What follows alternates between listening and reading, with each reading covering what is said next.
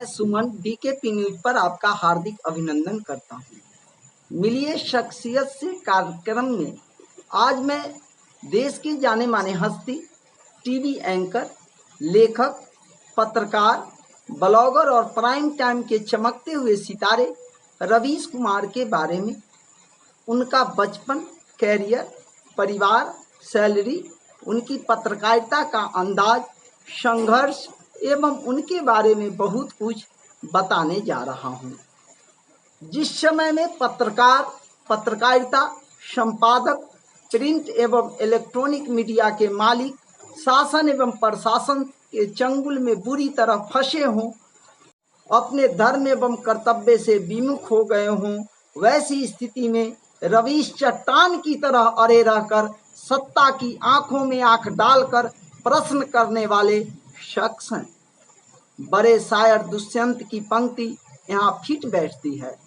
कौन शासन से कहेगा, कौन समझेगा, एक चिड़िया इन धमाकों से सिहरती है।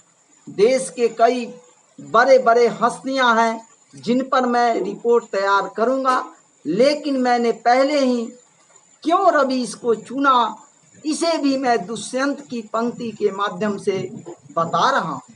यहाँ तक आते आते सूख जाती हैं कई नदियाँ, मुझे मालूम है पानी कहाँ ठहरा हुआ होगा।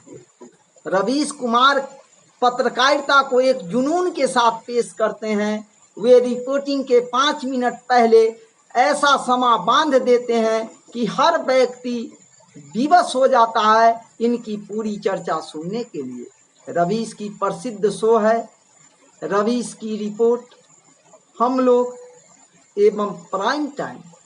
रवीश ने देशबंधु कॉलेज दिल्ली विश्वविद्यालय से बीए की पढ़ाई पूर्ण की, फिर Indian institute of mass communication नई दिल्ली से पत्रकारिता में स्नातकोत्तर डिप्लोमा किया। उन्होंने इतिहास में एमए एवं एमफिल भी किया। इनकी प्रारंभिक शिक्षा लोयला हाई स्कूल पटना से हुई। बिहार की उर्वर मिट्टी में जन्मे रवीश मोतिहारी जिले के जितवारपुर गांव से आते हैं। इनका पूरा नाम रवीश कुमार पांडे है। इनका जन्म 5 दिसंबर 1974 को हुआ। रवीश कुमार भारत के लोकप्रिय टीवी एंकर, लेखक व पत्रकारों में से एक हैं। साधारण ब्राह्मण परिवार में जन्मे रवीश कुमार को 2019 में विश्व के सर्वोच्च सम्मानों में से एक रेमन मैगसेसे पुरस्कार से सम्मानित किया गया। उन्हें यह पुरस्कार पत्रकारिता के क्षेत्र में गरीबों की आवाज़ सार्वजनिक मंच पर उठाने के लिए मिला है। इसके अतिरिक्त उन्हें और भी कई पुरस्कार मिले हैं। गणेश शंकर विद्यार्थी पुरस्कार, जिसे 2014 में राष्ट्रपति के हाथों प्रदान किया गया था। पत्रकारिता में उत्कृष्टता के लिए रामनाथ गोयनका पुरस्कार, सर्वश्रेष्ठ पत्रकार प्रसारण 2013 आदि कई अनगिनत पुरस्कार प्रदान किए गए हैं। रवीश कुमार द्वारा गढ़ा शब्द गोदी मीडिया काफी प्रचलित एक निंदात्मक शब्द है। नागरिकता संशोधन अधिनियम और 2020-21 भारतीय किसानों के धरनों के दौरान यह शब्द खूब प्रचलित हुआ। रवीश के अनुसार यह शब्द सनसनीखेज भारतीय प्रिंट और टीवी समाचार मीडिया को संदर्भित करता है, जो पीएम नरेंद्र मोदी के नेतृत्व में राष्ट्रीय जनतांत्रिक गठबंधन का भी नेतृत्व करता है। रवीश का आशय गोदी मीडिया से यह है कि पत्रकार ईमानदारी से पत्रकारिता करने के बजाय वे फर्जी खबरों और भड़काऊ कहानियां चलाते हैं। ऐसे खबर प्रायः असत्य होते हैं और भारतीय जनता पार्टी के नेतृत्व वाले केंद्र और राज्य सरकारों के एजेंडे का समर्थन करता है। इनके मालिक कॉरपोरेट घराने हैं। अब वास्तव में ऐसा समय आ गया है कि मीडिया शासन एवं प्रशासन के इशारे पर नाचता है तथा उसी के इर्द गिर्द गणेश परिक्रमा करता है। सत्ता से सवाल करने की हिम्मत होता जा रहा है। गरीब गुरबे की आवाज बनने के बजाय वह सत्ता की भाषा बोलता है। वैसी स्थिति में रवीश हिमालय की तरफ अरे हैं, सिर्फ सत्ता से सवाल ही नहीं करते, उन्हें धिक्कारते भी हैं, राह भी दिखाते हैं। उनकी बातों को शासन एवं प्रशासन देश दुनिया तक पहुंचाते हैं। यह काबिले तारीफ है।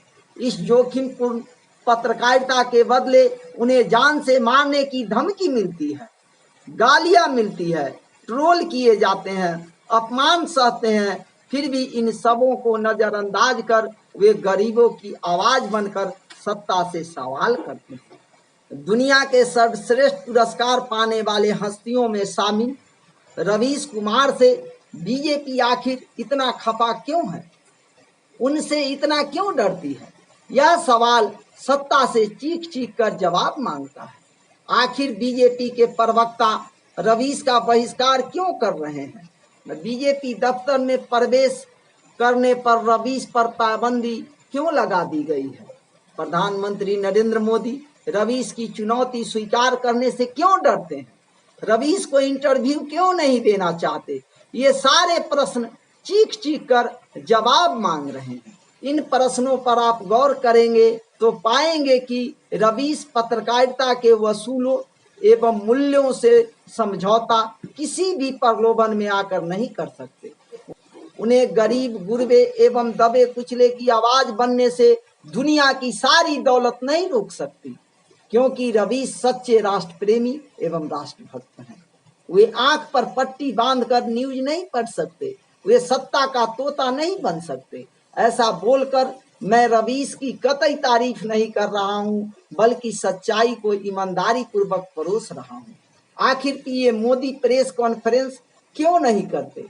56 इंच वाले प्रधानमंत्री पत्रकारों से क्यों कतराते एवं घबराते हैं?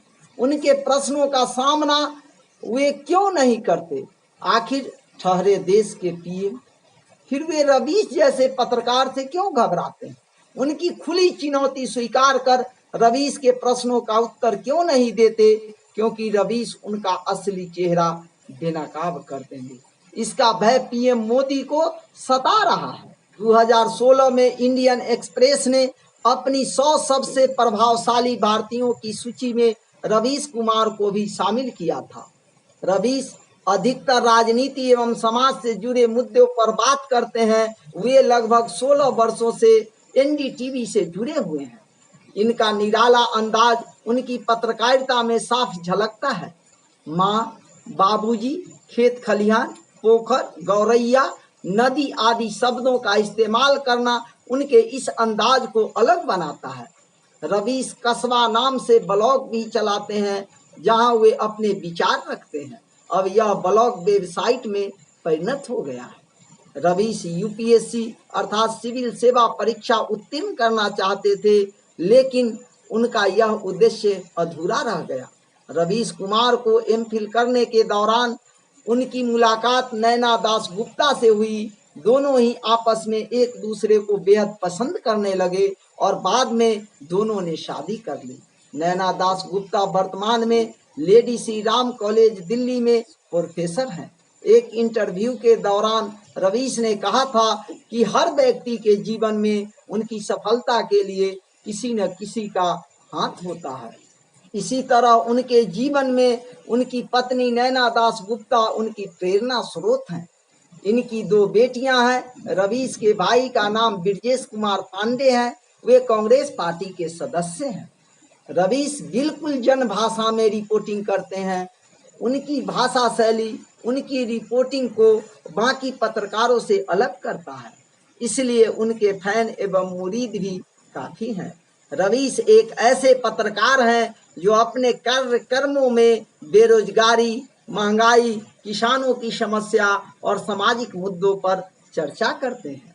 नेट पर मैंने इनकी सैलरी के बारे में जानकारी खंगाली तो नेट पर उपलब्ध जानकारी के अनुसार इनका मंथली इनकम 18 से 20 लाख रुपए है।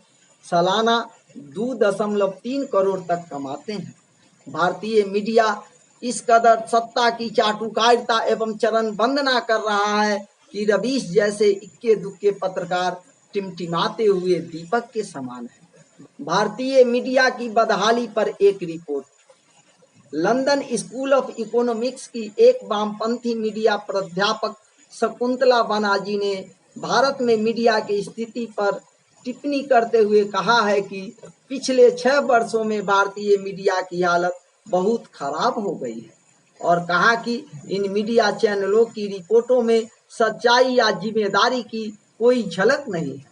अब मैं सिर्फ इतना ही कहना चाहूँगा, एक दीप है उसे जलाकर अंधकार दूर भगाना होगा, 100 दीपों की माल सजाकर व्यर्थ समय गंवाना होगा।